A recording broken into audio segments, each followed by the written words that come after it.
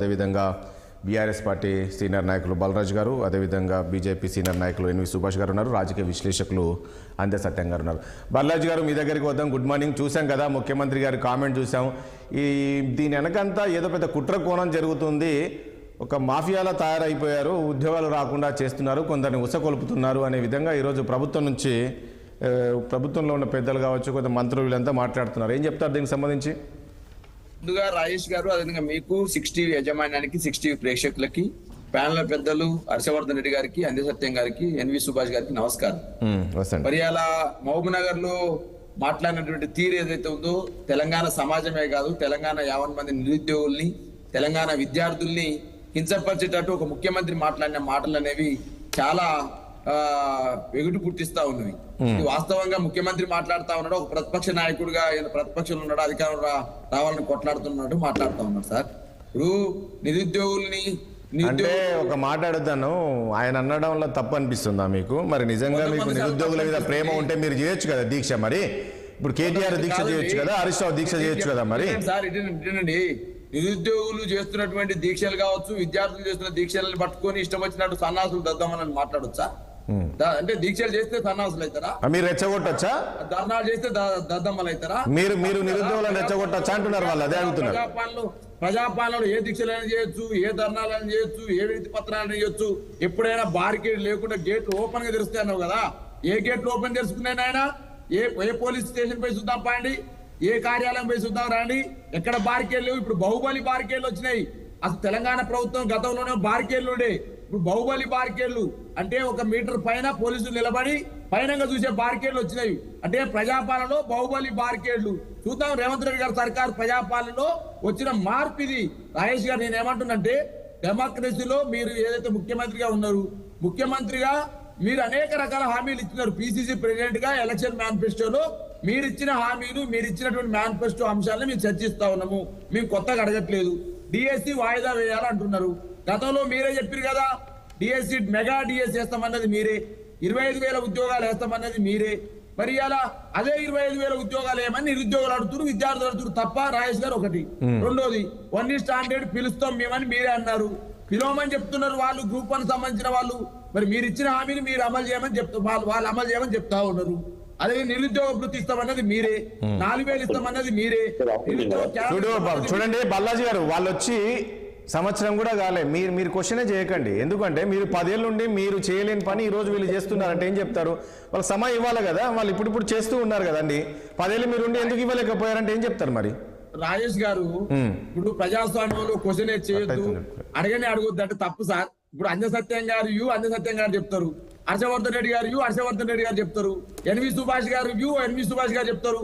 మీరు కాబట్టి మీరు అధికారంలో 10 ఏళ్ళు ఉన్నారు కాబట్టి మీరు అడగొద్దు అంటే, మరి విద్యార్థులు చేస్తున్న పోరాటానికి, నిరుద్యోగులు చేస్తున్న పోరాటానికి ఇది నిరుద్యోగులేనా? మీరు చెప్పండి నిజంగా. బాలరాజు గారు, మీరు కూడా ఓయూలో ఉన్నారు, ఇప్పుడు ఓయూలో చేస్తున్నా కాబట్టి వీళ్ళంతా నిజంగా నిరుద్యోగులేనా? లేక నిరుద్యోగుల పేరుతో కొంతమంది, ఇప్పుడు నిన్న ముఖ్యమంత్రి అన్నారు, ఓ సన్యాసులు కొన్ని చదువురాని వాళ్ళు ఉద్యోగాలు వద్దని చెప్పేసి ఆందోళన చేస్తున్నారు అని. నేనేమంటే రాజేష్ గారు, తప్పది 100% ముఖ్యమంత్రి గారు ఆ వాక్యాల్ని విరమించుకోవాలి.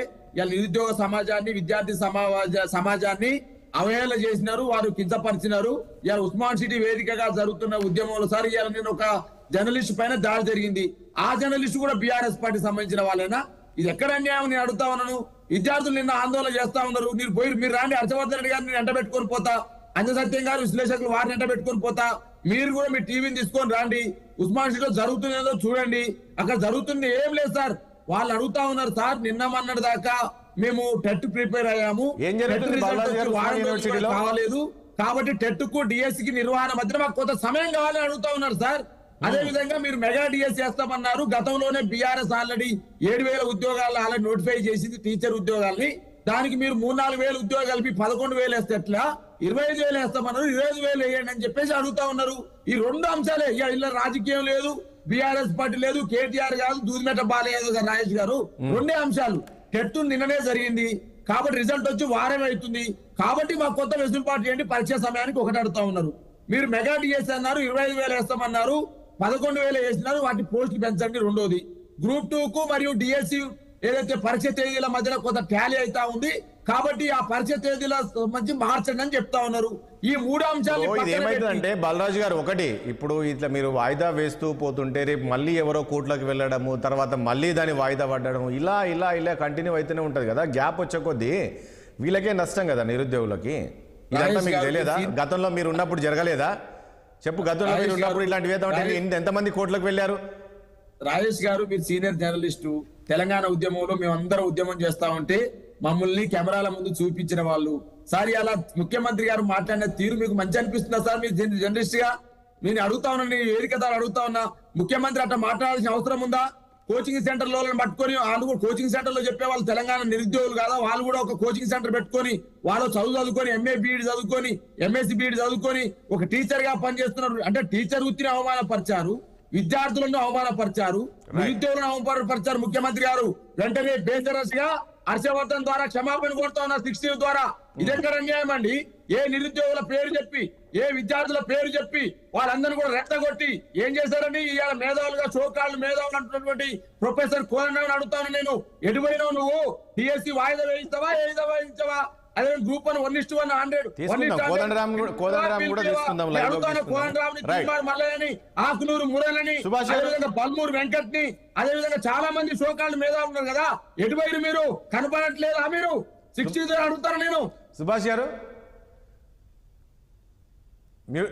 మ్యూట్లో ఉన్నట్లున్నారు. సుభాష్ గారు, ఇదంతా